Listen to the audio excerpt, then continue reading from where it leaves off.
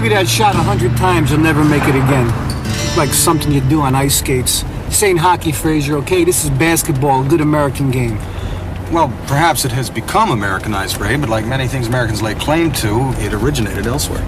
Get out of here. No, it's a fact. Basketball was invented by a Canadian. Look, just because some fisherman once slam dunked a halibut into a net... Well, actually, he was a minister who used a soccer ball and he nailed peach baskets to either end of the gym. This is very sad, Frazier. Of course, Reverend Naismith did eventually emigrate to the United States. As a matter of fact, he was working at a YMCA in Springfield, Massachusetts, of all places, when he stopped the car. What? Someone's parked in a fire zone. So? Well, for one thing, it's dangerous. For another, it's disrespectful of the law. Frazier, parking illegally in this town is a sport. All right, I'll catch up. Hey! You're gonna drive my insurance rates through the roof.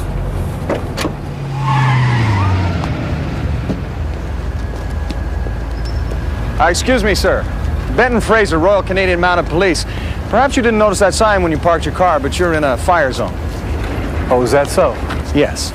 And the problem is, you see, if the trucks were to come, they wouldn't have a source of water for their fire hoses. You do know what you can do with your fire hose, Well, yes. If I was unable to circumvent your vehicle, I'd pull up that sign, drive it through the side windows, and run my hoses in between. But that's just me. Leave me alone, Jocko. Hey. License and registration, pal. Register this. Tough guys. I think I hit a tire.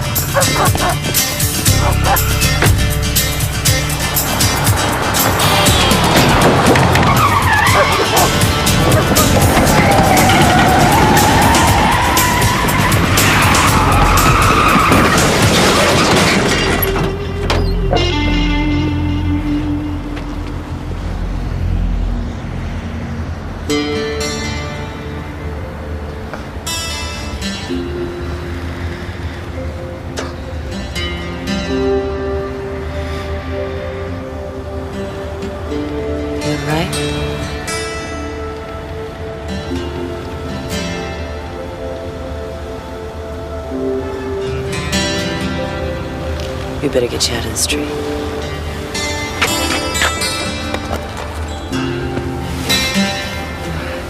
You'll be okay here.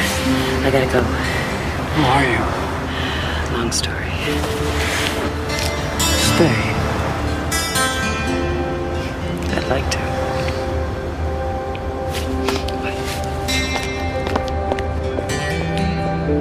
God, you're beautiful.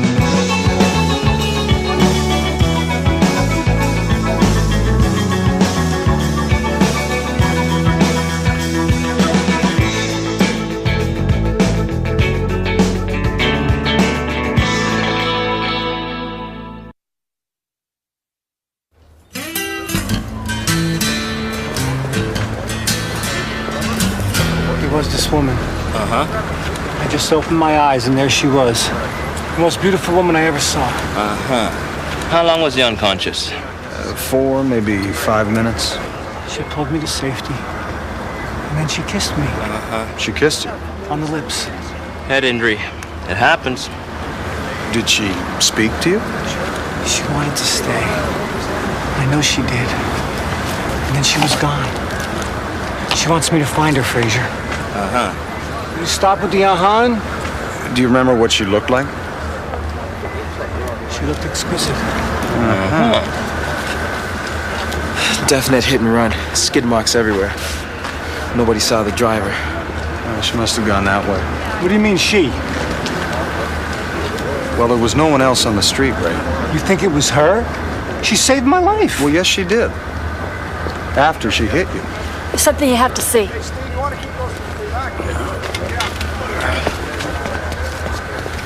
I'm telling you, it was an accident. She was driving at night in a strange neighborhood with bad street lighting.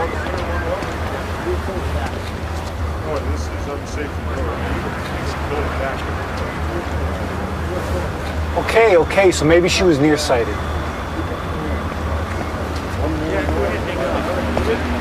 He actually stopped a guy in the South Side to lecture him on fire safety. Well, it's Saturday night and he's Canadian.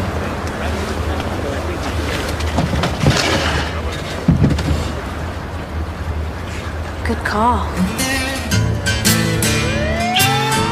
Okay, so I ran the plate on that car you brought in last night. Vehicle's registered to Frank Bodine, 1177 West Flournoy, apartment 12. He's got 1,450 in unpaid parking tickets and an expired registration. Any priors? That's a different program. This is just vehicular. So, Fraser, how's the apartment furnishing coming along? Very well, thank you, Elaine. As a matter of fact, I recently purchased a lamp. Really, a lamp? It's very good for reading. Is that what you do at night? Elaine, we got work to do here. So, what are you reading with this new lamp? Well, I've been reading a book about currency watermarks. Hello? Here we go. Bodine Frank, a.k.a. Frank Bimington. August 89, breaking and entering, 1 year suspended. March 90, receiving stolen property, got 18 months in Joliet, did 8. November 94, possession of illegal weapons, case pending, 250,000 bail posted. No wonder he didn't want us running his license. What about the woman? You know, funny thing, I'm having a hard time matching the word exquisite to a lot of mugshots. So you want me to authorize a stakeout for a weapons violation? Oh, assault weapons, sir. A whole trunk full of them. Now, we can put out an APB on this guy, but he's one nasty piece of work, and I don't think he's just coming in for anybody. So naturally, I'm thinking stakeout. Right, I can't blame you, Vecchio. Stakeout is such a romantic notion. In fact, I'm still tingling from the last one you asked me to authorize. Oh, the hotel scam, sir? Well, that was not your average stakeout, sir. Oh, it certainly was not. I remember the hotel bill as if it were yesterday. Poolside cabana suites, aquatic aerobic lessons. Suspect like to swim, sir. The thrill of toting up that $4,000 minibar tab. It's the honey roasted peanuts, sir. One bag and they got you. You ever feed this wolf? I'm so terribly sorry, sir, but I think it's the urban influence. He seems to have developed a real taste for fast food. All right, 2 teams, 2 spotters, 1 apartment. No minibar. Thanks, Lieutenant. You don't get them by Friday, that's it. Right. If I give him some, will he stop? Not a chance, sir.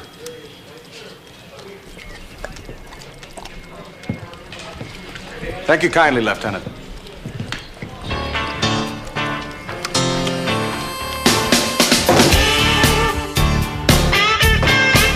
She says 60 seconds in a minute.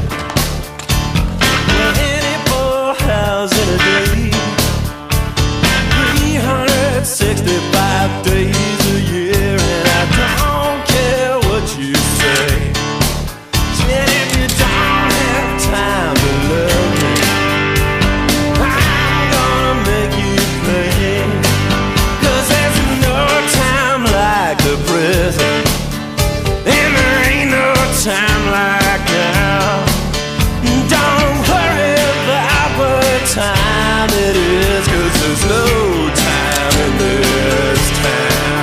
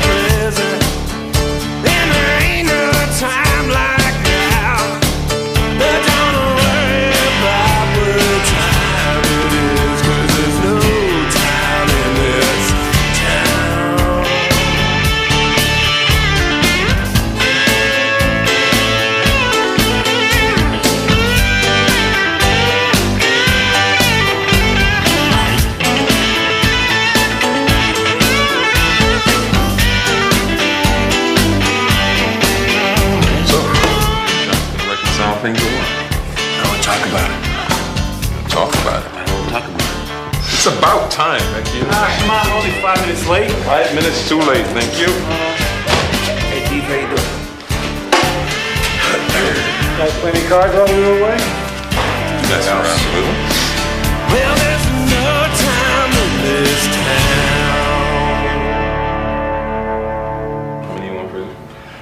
None, thank you. None? How many? None. Give me 3. It's all about signs. 2. What do you mean signs? Women give you signs to let you know that they're the right woman for you. She hit you with her car. You call that a sign? You know, when the French fall in love, they say that they've been hit by a coup de foudre. What? It's a bolt of lightning. Love is a very disorienting emotion. As a matter of fact, they've done experiments that demonstrate that hamsters, when they're mating, secrete a hormone that makes them behave irresponsibly. You know how my father knew that my mother was the right woman for him? 3. Cheesecake. Look, I hate to interrupt, but are we playing cards here or are we talking about cheesecake? All right, I'm in. Thank you.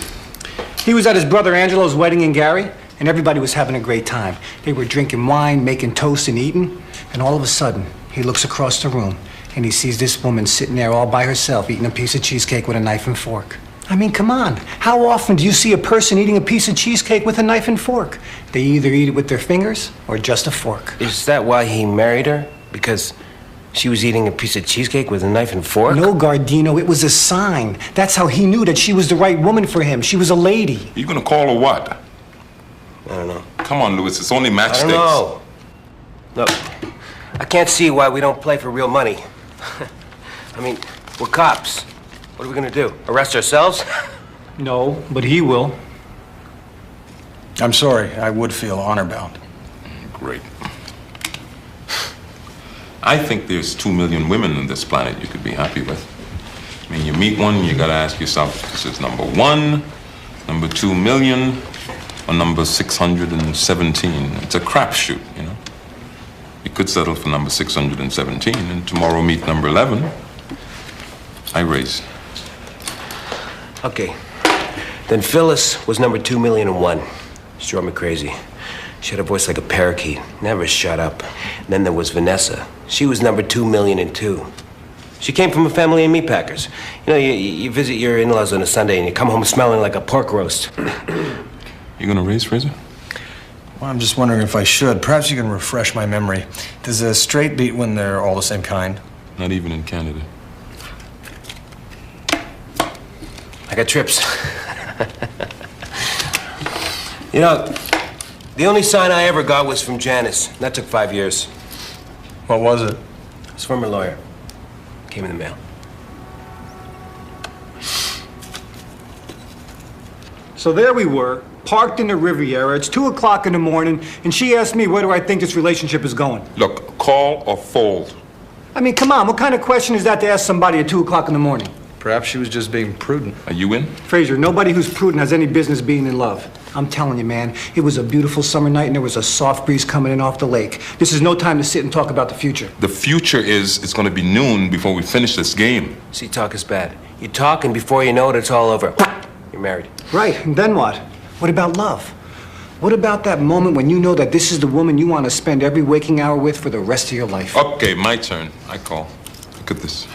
I'm playing poker with myself. I'm telling you, you gotta have that moment in your life when you know that you will never ever be the same again.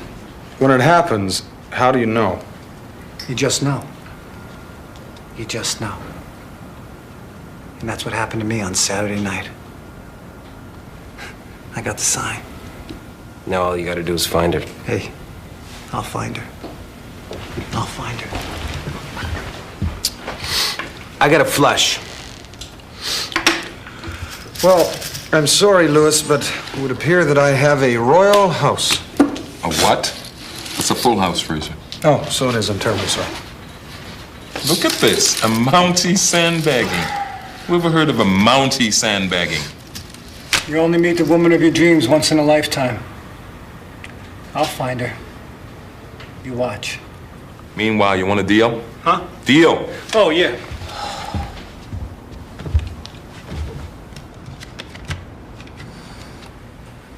You know, there was a woman once, Ray.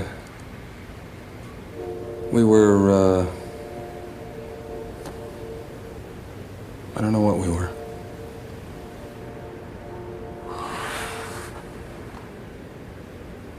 In the end, I tracked her up above the 62nd parallel into a place called Fortitude Pass. A storm had been blowing for days. The whole world was white. By the time I found her, I'd lost everything. My packs, my supplies, everything. And she was huddled in the lee side of a mountain crag. She was almost frozen, very near death. So I staked a lean-to and draped my coat across it, drew her inside, and I covered her body with mine, and I just held her while the storm closed around us like a blanket, until all I could hear was the sound of her heartbeat, weakening.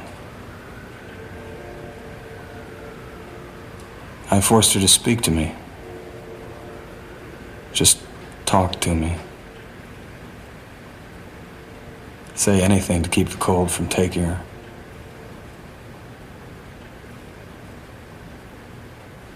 And it snowed for a day, and a night, and a day. I was delirious. I almost gave up. The only thing I had to hold on to was the sound of her voice, which never wavered. She recited a poem. You know the funny thing? I must have heard that poem 1,000 times that night. But I never heard the words.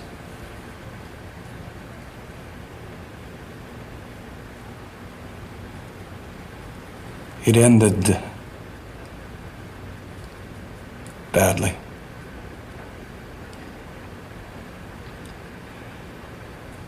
She had a darkness inside her. And the most beautiful voice. Most beautiful voice you ever heard.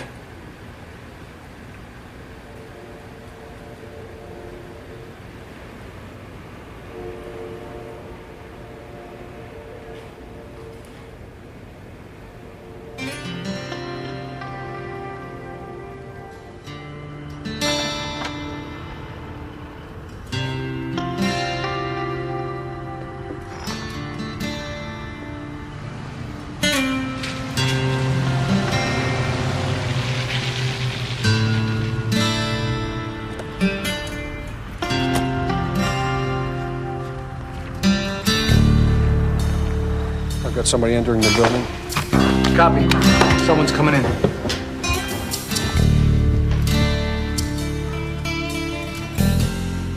He's in the apartment.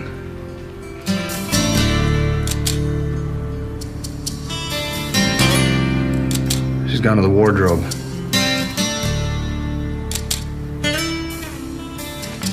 She's taking some clothes.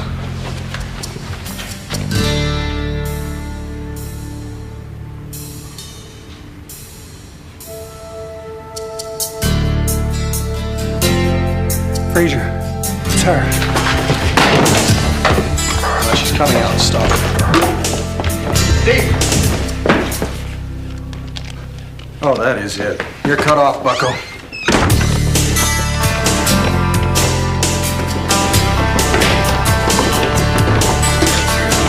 Please, hold it.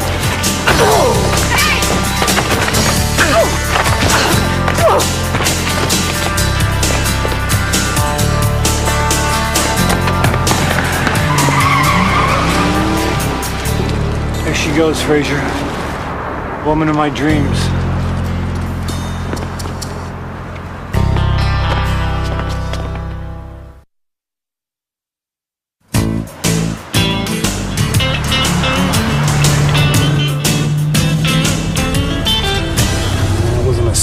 Frazier, it was an omen. Why didn't I see it? Well, anyone can have a lapse in judgment, Ray. Nah, this is not a lapse. This is my life, Frazier. You know, every time I think I found the right woman, she turns out to be the wrong one. And the one that I thought was wrong would make a date, and I'd never show up. 6 months later, I'm sitting in some pew, and I'm watching her walk down the aisle with some goomba.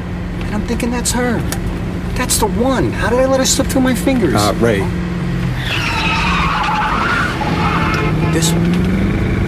This one I would have bet my soul on, and here she is working for Frank Bodine.